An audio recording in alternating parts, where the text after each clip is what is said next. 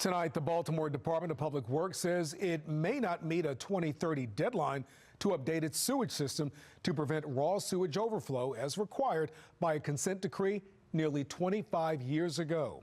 Fox 45's Jeff Abel joins us live right now with concerns from DPW and possible requests for a major extension. Jeff? Well, you know, since 2002, the city has been under a federal consent decree to repair its broken sewage system.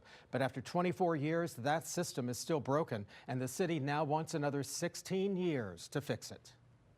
When heavy rains hit the city's sewage system sends raw, untreated sewage backing up into many Baltimore basements. Actual human everything was coming up through our toilet. For 24 years, the city has been under a federal consent decree to update its sewage system and stop sewage backups. 4 years ago, the city vowed the completion of a major construction project would dramatically reduce those backups.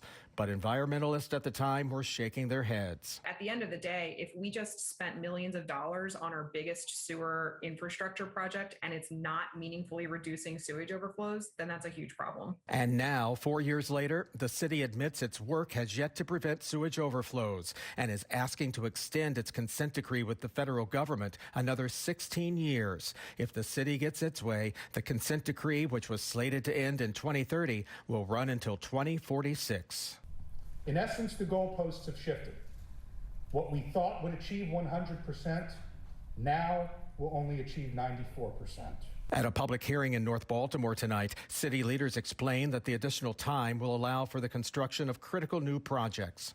So at this point, it's all theoretical, and this time would allow us to figure out what all is actually needed, if any at all. So it's very possible nothing else is needed. The request has some environmentalists fuming. The Chesapeake Bay Foundation last month wrote that the further Baltimore City kicks the can on sewage repairs, the more polluted overflows that communities will endure and the more expensive future repairs will be. The Chesapeake Bay Foundation urges Baltimore to make the necessary investments now rather than risk further degradation of our waterways and communities. In Baltimore, sewage rates have soared 18% this year alone. City leaders vow the additional time will pose less of a burden on ratepayers. If we are phasing this out over a longer period of time, we don't need to raise bills for these projects as high as we would if we did it in a short period of time. We know that there's pressure on ratepayers.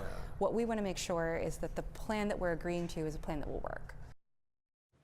This is the second time the city has asked to extend its consent decree. 10 years ago, it was granted a 14-year extension. Now the city says it needs another 16 years. Jeff Abel, Fox 45 News. I'm Kai Jackson. Thank you for watching. Here's another video to watch. Also, please take a moment to subscribe to our channel.